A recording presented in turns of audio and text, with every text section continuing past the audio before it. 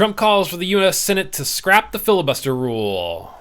Oh man, this is not good news, tubes. This is kind of dystopian if you ask me. So, on Thursday, President Donald Trump urged the Senate Republicans to eliminate the filibuster and use the nuclear option. We're going to read all about it in the story here.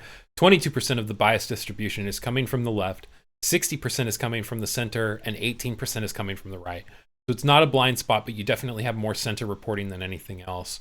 My story is pulled from BBC. I had the Associated Press pulled because that's who I usually like to pull from. But unfortunately, that article isn't actually an article. It's more just like summary of headlines. I got into it and I started reading it. I was like, oh, dang, I'm glad I didn't like use that for my story on screen. So, and I didn't pick the first highest factuality because it's Dallas news, and I want to pull from a little bit bigger of a media conglomerate than that on this story. So let's get into the story here about what our commander-in-chief here, who looks like he's going as dead Trump for Halloween, maybe. I don't know. The dude looks old. Like, let's not sugarcoat it, you guys. He's looking Biden old here, and I think it's kind of funny that was something that he criticized. That like he was criticizing a guy that was only a couple years older than him. Anyway, he's now like he'll end up being the oldest president in the United States by the time that he's out of office, right? President Donald Trump has called on Republicans in the U.S. Senate to scrap the filibuster rule in a bid to end the ongoing government shutdown, now entering its 30th day. The filibuster is a long-standing Senate rule that requires 60 of the 100 members to approve most legislation. With a 53 to 47 majority, removing the rule would allow Republicans to pass a funding bill without Democratic support.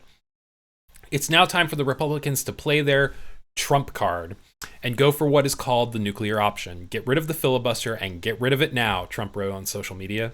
The shutdown, which began on October 1st, has left millions of Americans facing losses of essential services.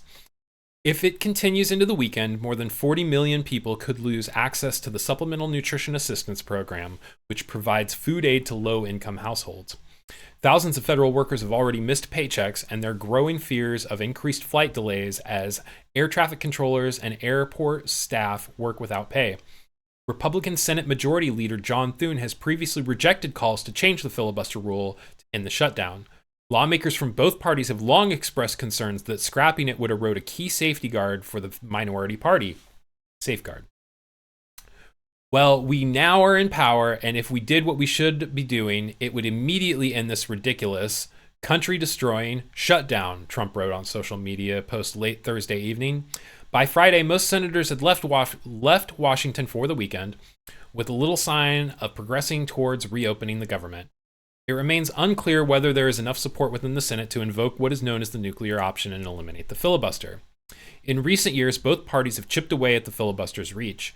During former President Joe Biden's administration, some Democrats suggested ending the filibuster to enshrine abortion access and protect voting rights, but it didn't get sufficient support within the party.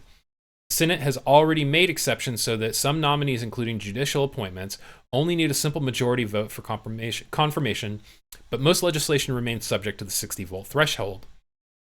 Many Republicans fear that ending the filibuster could backfire if Democrats regain control of Congress.